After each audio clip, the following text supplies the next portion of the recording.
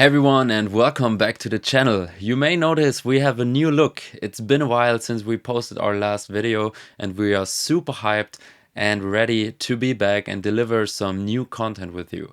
Consider this not the usual intro for a video, but rather I want to give you a quick update and explanation what this all is about. So, this channel was always about music production and tutorials, and this will stay like this. In the future, you will get more tutorials, more content, everything electronic dance music, techno, melodic techno, psytrance, hard techno, you name it. You drop a comment what you want to see, of course. What changed is we put up a new project. So it's the 909 Tribe. This is also the new name of the channel. So I want to explain you briefly what the 909 Tribe is about. Basically, this happens on the platform School. It's a learning platform. You can sign up there and you can subscribe to the 909 Tribe. And what happens there is many things. First of all, you get a private mentor. That's already crazy. So basically, you can send your private mentor once a month your track for feedback, and you will get a very detailed feedback, and you can talk about the track with the mentor. So you can ask questions on the feedback and you can discuss certain topics. That's not it though. It's a big community and we offer different content, but also different community stuff. So first of all, we have different videos. There's 1 hour video every month from me where we go even more in depth on a certain topic. And in addition to that, we have the 909 podcast, where we invite DJs, producers, and everybody else from the scene to talk with us. And it's always cool and interesting to hear what they learned and what they did in their career, but also how they manage life and how the career and life maybe also come together for them. So it's always very interesting. We had some cool guests already, like Lad, who released on Drumcode, Flanco, who released on Sensor Sounds, Prophecy, who are releasing on Future Rave, and many more cool labels. And there's going to be even more people in the future, so stay tuned for this. And as I said, more community stuff. You get weekly track analysis, weekly producer tips. You have a feedback thread with the whole community. You can ask questions all the time and much more. So I won't talk about this anymore. I hope this is interesting for you. So click the link in the description and check it out. And now let's jump into the first video on the new channel 909 Tribe.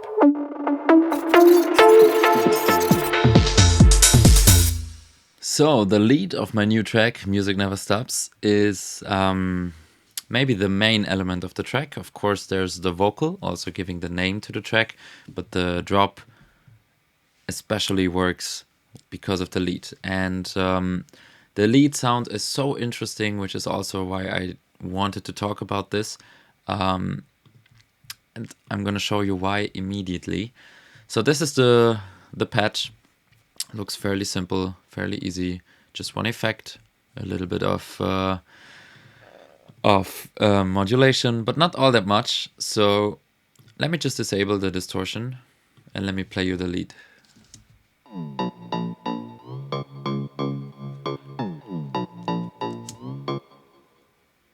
What? Now?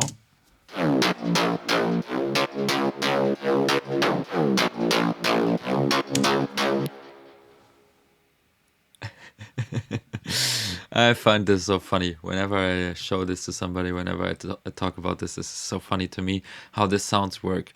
And how does it work? Well, first of all, let's talk about the oscillators a little bit and then we come to the big trick. So first of all, we have 3 different oscillators. We have this one, oscillator A. This is just a unison saw wave, super wide, and also like just the usual saw frequencies, a little bit bent. So just take away a bit of the low end, not too much, but that's like a very, very standard waveform, right? Then we have a triangle here, but it actually gets frequency modulation from the sub. And this is why it sounds super high. Like this is also cool, gotta admit, but this is not what we want to go for, but rather we want just a super high texture, right? And if we combine them, then this one is much more upfront because it's, first of all, it's wider. The other one is mono, so it takes like, it gets boosted much more. And then also it just has a wider frequency spectrum from like very low to very high, and this one is only in the high frequencies. So if you listen to the lead, this high layer, it only comes through every now and then. Sometimes you can hear it very obviously, sometimes not so much.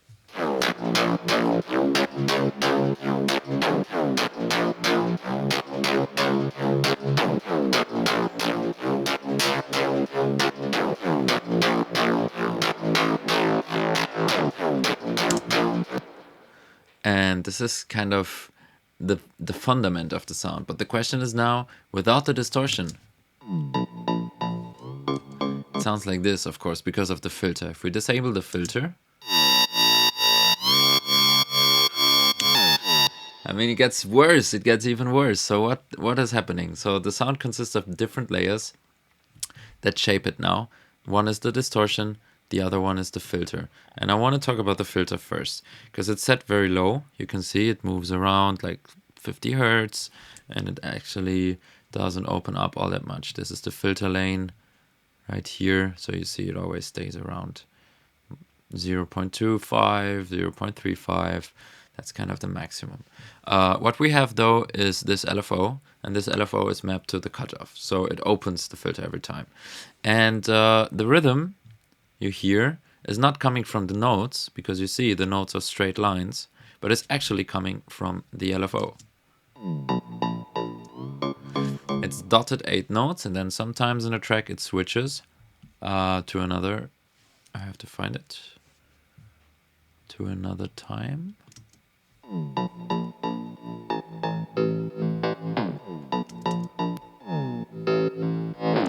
There you go, LFO rate 1.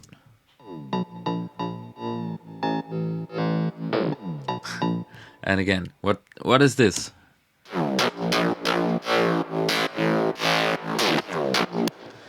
Right, so you have those rhythm changes.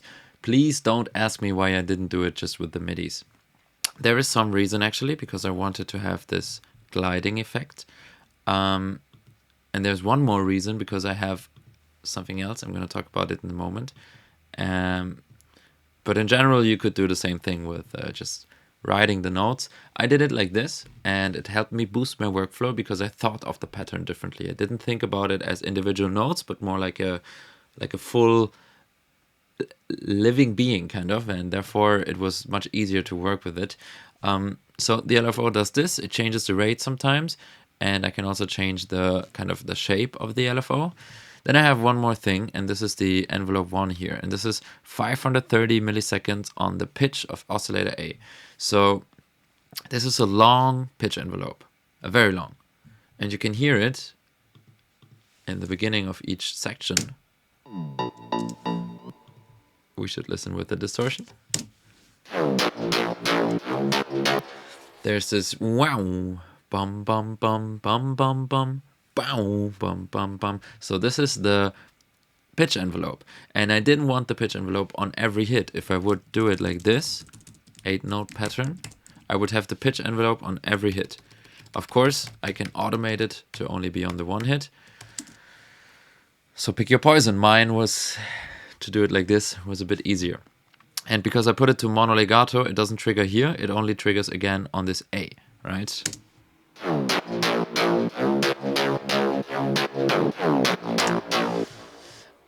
So this is the one part of the sound. The other one is the distortion, and you can see the distortion is linear fold. So we're talking about wave shaping now, and wave shaping means we have a sound that doesn't consist of a lot of frequencies, and you add super heavy distortion to give it a lot of overtones.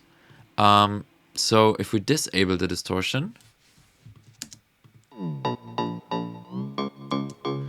you can hear that there's some high frequencies, but not too many.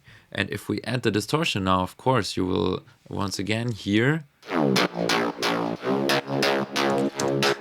Now there's everything, kind of, right? There's all sorts of different frequencies all over the spectrum, but they sound different than just a saw wave.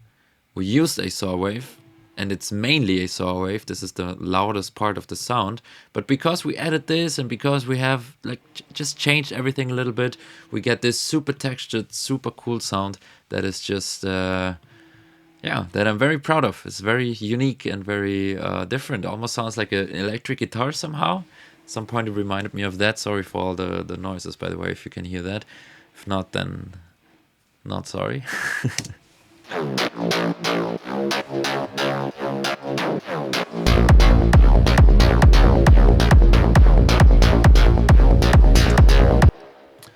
Yes, and of course there's a lot of automations, like little stuff that you can see here, like changing the oscillator octave of the FM modulator.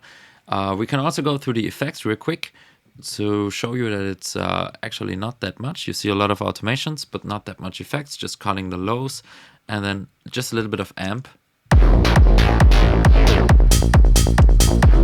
But it's actually super important.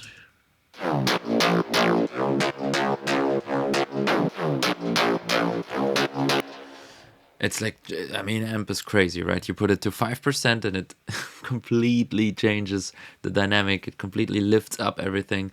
So this is my compression, sort of, in this sound. It's my way of decreasing the dynamics and making it feel louder. Then we have a very weird mixing EQ that I don't want to go too deep into because this is all mixing decisions I made in combination to other sounds, and it's really, really hard to explain for me later on. But you see that it's more cutting than boosting. It's always more cutting than boosting. Keep that in mind. And lastly, just a little bit of compression to keep the transients in check. We have some side chaining over here.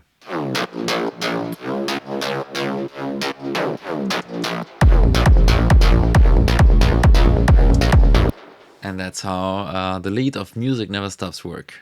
This video is actually part of a bigger video where I explain and show insights to my full track Music Never Stops, and I cover everything from drums to mixing to mastering.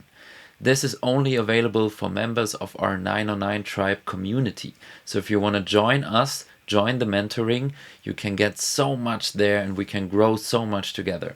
Direct mentoring feedback, exclusive content, a community you can connect with, and much more. Check the link in the description if that sounds interesting for you, and otherwise, see you very soon.